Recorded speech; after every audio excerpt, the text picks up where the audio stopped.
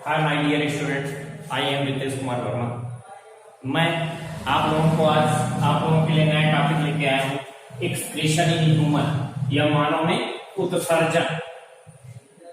मानव या कशेरुकियों की बात अगर करेंगे तो जितने जो है वर्टिब्रेट्स या कशेरुकी प्राणी होते हैं, जितने कशेरुकी एनिमल होते हैं, सब में जो है एक्सक्रीशन के लिए, उत्सर्जन के लिए आप लोग ये चीज देखते हैं कि उत्सर्जन के लिए एक ब्रिक या किडनी पाई जाती है। और किडनी जो है ह्यूमन बॉडी में जो होता है वो 2 पेयर होता है। इसका कलर जो होता है वो लाल रंग का या सेम मतलब जो है रेड कलर का, लाल रंग का होता है, सेम के बीज की तरह, सेम के बीज की तरह। और दूसरी चीज ये जो है मतलब किडनी जो होती है ये एक प्रकार के आप ये कह सकते हैं कि अंदर की तरफ जहां से इसमें से जो है नलिकाएं और जो है धमनी या सिराई ये सब गए होते हैं, उस तरफ ये जो है उत्तल होती है, उत्तल या कॉन्वेक्स,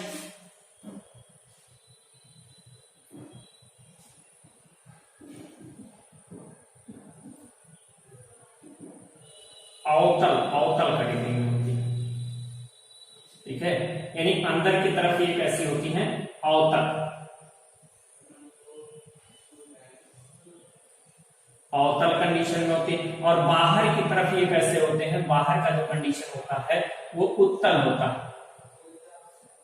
ठीक है, उत्तल या मतलब जो उभरा हुआ पोर्शन होता है और अंदर की तरफ धंसा हुआ पोर्शन होता है। इस प्रकार से ह्यूमन बॉडी में जो है 1 पेयर या 2 संख्या में जो है 2 किडनियां पाई जाती है, जिसमें एक राइट होता है, दूसरा लेफ्ट होता है। इनकी अगर साइज की बात करें तो इनकी साइज जो होती है 10 से लेकर के लगभग आप कह सकते हैं 12.5 सेंटीमीटर लंबी, 10 से 12.5 सेंटीमीटर या कह सकते हैं 10 से 12 सेंटीमीटर लंबी होती है। और 5 से लेकर के 7.5 सेंटीमीटर चौड़ी होती है। और लगभग जो है आप ये कह सकते हैं 2.5 सेंटीमीटर मोटी होती है।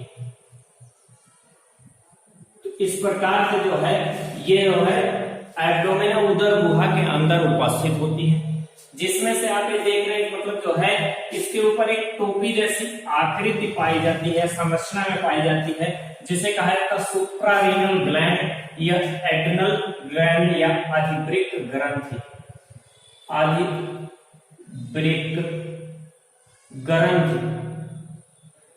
तो अधिवृक्क ग्रंथियां पाई जाती है इसमें, इसके ऊपर ऊपरी स्थान पर होता है, इसीलिए इसे जो है सुप्रा माने ऊपर की तरफ, सुपर या इससे जो है ऊपर पाई जाती है, तो इसे जो है सुप्रारेनल ग्लैंड कहा जाता है, सुप्रारेनल ग्लैंड होती है।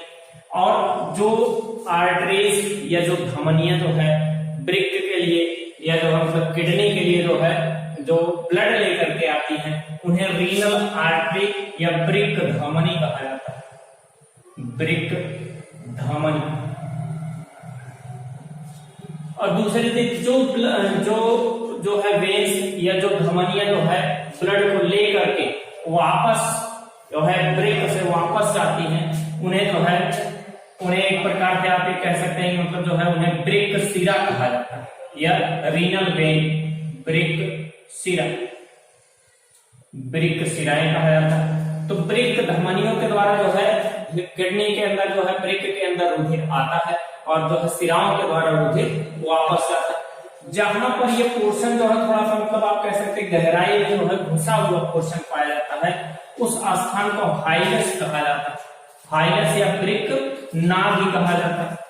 और दोनों ब्रिकों से जैसे लेफ्ट की तरफ वाले ब्रिक को जो है लेफ्ट किडनी या लेफ्ट मतलब जो है बाएं तरफ वाले किडनी को लेफ्ट किडनी या जो है बायां ब्रिक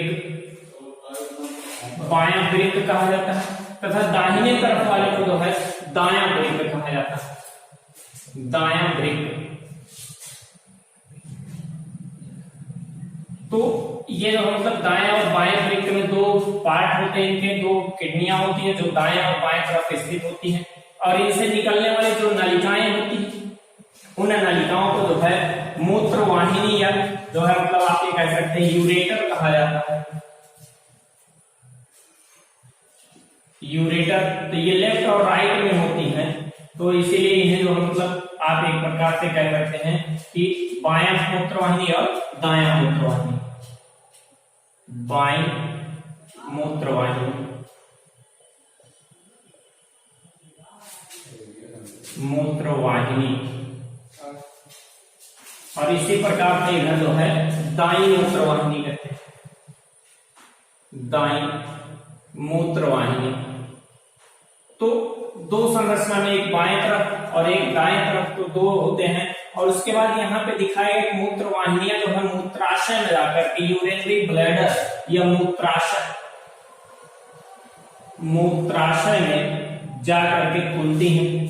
तो मूत्राशय में जहां खुलती हैं उसे कहा जाता है ओपनिंग ऑफ यूरेटर या मूत्रवाहिनियों का जो है खुलने का स्थान, मूत्रवाहिनी के खुलने का स्थान या खुलने मतलब जो है खुली हुई मूत्र वाहिनी थी। इस प्रकार से जिन जो ब्लड का जो है प्राणिशियलन या आप ये कह सकते हैं अल्ट्रा फिल्ट्रेशन होता है, उसमें से जो एक्सक्रीटरी मटेरियल यूरिन के रूप में, मूत्र के रूप में बनते हैं, वो मूत्रवाहिनी से होते हुए मूत्राशय में आकर के एकत्रित होते हैं।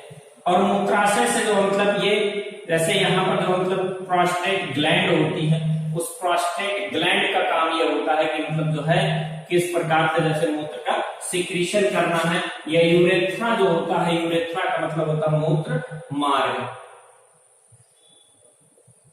तो इस प्रकार से इनका जो है संरचना होती है। तो ये जो है ये आप ये कह सकते हैं मतलब जो है स्ट्रक्चर ऑफ जो है ह्यूमन किडनी, या जो है मतलब आप ये कह सकते हैं एक्सटर्नल स्ट्रक्चर ऑफ किडनी।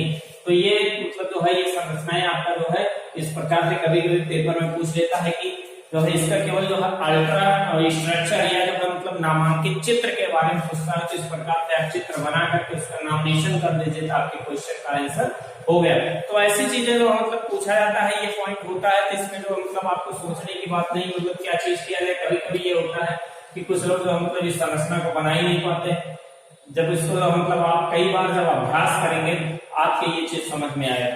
तो ये इतनी संरचनाएं हैं, सिर्फ दो किडनी, बाईं और दाईं किडनियां होती हैं, यहाँ से मूत्र मार्ग निकला, मूत्र नली निकली होती है, और मूत्र नलिका जाकर के मूत्राशय में खुलती है। मूत्राशय से फिर जो मतलब यहाँ पे जो है कुछ ग्लैंड या मतलब वाल पाए जाते हैं, जिस वाल के थ्रू जो है समय समय पर शरीर से जो है मूत्र को शरीर से बाहर त्यागा जाता है। ये इतना स्ट्रक्चर जो है, ये इतनी संरचना जो थी वो जो है मतलब एक्सक्रीटरी ऑर्गन ह्यूमन में था या मानव में उत्सर्जित तंत्र था। ये जो मतलब ये पॉइंट है। इसके बाद आइए हम देखते हैं कि जो मतलब इसमें जो है कुछ एक किडनी का जो है मतलब हम एलएस काट करके देखते हैं, मतलब जो है इसका लंबवत काट देखते हैं कि इसमें जो है आंतरिक संरचना में इसके क्या क्या कौन कौन सी संरचनाएं पाई जाती हैं। थोड़ा सा इस टॉपिक को हम देखते हैं।